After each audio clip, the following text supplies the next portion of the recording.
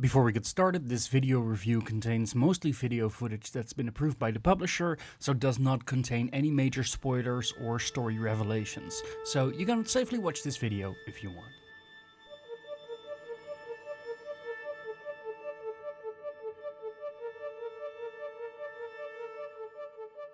I can tell you right now, if you have seen or read anything on Lorelei and the Laser Eyes that even remotely intrigues you, that is all you need to know if you want to pick up this game.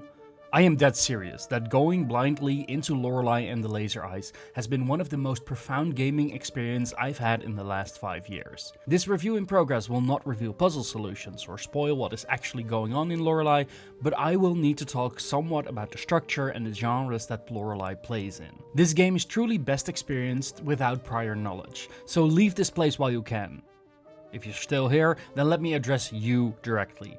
Lorelei and the Laser Eyes is a masterpiece in puzzle, horror, and game design. It is the culmination of all the years that Simogo has been making interactive art, and without a doubt, their crowning achievement. You play as a woman who arrives at a hotel in a European forest. Why she is there is pretty unclear, but you've received a strange letter from someone who wishes to meet you here.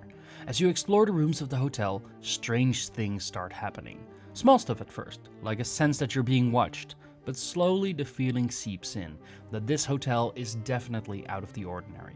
Rooms with strange statues, locked doors with unusual keys, and computers with an eerie red glow. What is going on? Why are you here? And who are these figures with mazes for a face that come chasing you out of the walls? Gameplay-wise, the best way to describe Lorelei and the Laser Eyes is a combination between the original Resident Evil, with its locks and keys level design, blended with titles such as Rusty Lakes, The Past Within, or The Room escape series games. From the word go, the game actively encourages you to keep track of puzzles and strange clues with pen and paper. At first I thought this to be a cute wink from the developers, but as I discovered more and more puzzles in the game, I was shocked by how important my little notebook had become. Scribbles I had made in the third hour suddenly became massively important as I made connections between all the different locations of the hotel. Puzzles tend to range from alphanumeric codes, to dialing specific telephone numbers, to noticing objects in the background. A sliding door here, a padlock there, and some hidden mechanisms make the hotel, even after 10+ hours, refreshing to explore. But it is its combination with the unsettling visual design of the game that makes Lorelei leave a haunting impression. From the reflections of the rooms shimmering across the floor, to notes and cryptic messages being directed at not just the player character, but the player themselves as well. The absolute highlight is when the game flips itself on its head and transports you to a whole other game entirely.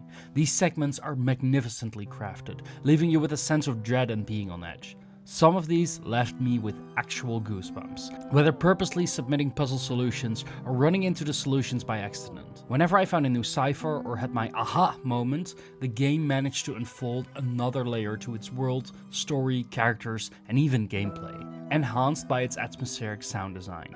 The sound of your footsteps echoing across the hallways, the slow fading in of songs that play on record players, and the sheer terror whenever an anomaly begins to show its face, or even lack thereof. It hits the nail on the head every single time, and I have been absorbed, transformed even by the way the game plays with both time, space, and its relation to the player. At its core, you will be connecting dots, understanding a wide range of clues and applying what you have learned throughout the game. Most impressive is that the game itself is largely conveyed through text and visuals, reveling in its desire to leave you as much in the dark as possible. This means that from a playing perspective, most of the solving of puzzles will be done in your head. I am fairly certain that some sharp players will instantly understand some of the more elaborate puzzles, and I found some of them to be incredibly hard to solve. But once that moment clicks, Lorelei and the Laser Eyes ascends to the rare level of games like Tunic and Immortality, where the game takes place mostly inside your own mind. It is astonishing how well this design philosophy is applied,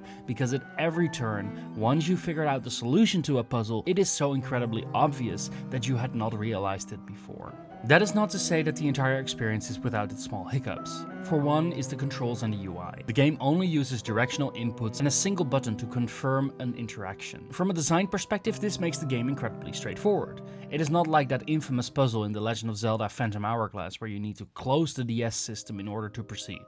All the solutions are always relying on the same type of inputs. That does mean that navigating menus and interacting with the world also uses the same single button and directional input as well.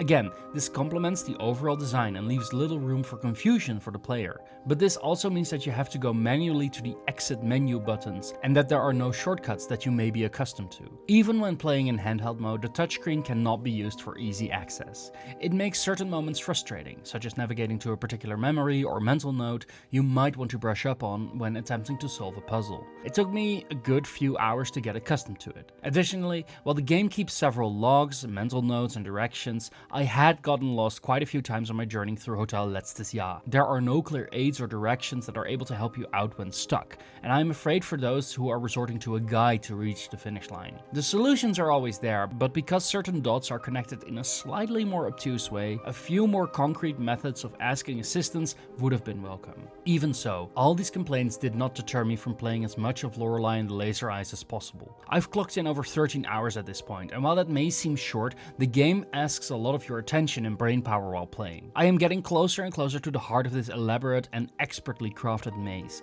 but as I have yet to reach the finish line, I feel uncomfortable in scoring this game just quite yet. However, in my time with Lorelei and the Laser Eyes, I have experienced shock, awe, goosebumps, and have been truly engrossed nearly every minute of the experience. This unique blend of puzzle game, escape room, and psychological horror was something I wasn't quite ready for. For Simogo to follow up their colorful and playful games with something so starkly different is impressive. How well they have managed to craft together this experience is no less than masters at work. Lorelei and the Laser Eyes is every Zelda dungeon, Resident Evil mansion, and escape room honed to its finest edge, and plays with the player as much as the player plays the game. In a year already stacked with impressive indie games, this will be the one that is going to haunt me for years to come. I could not be more excited about seeing others experience it for themselves.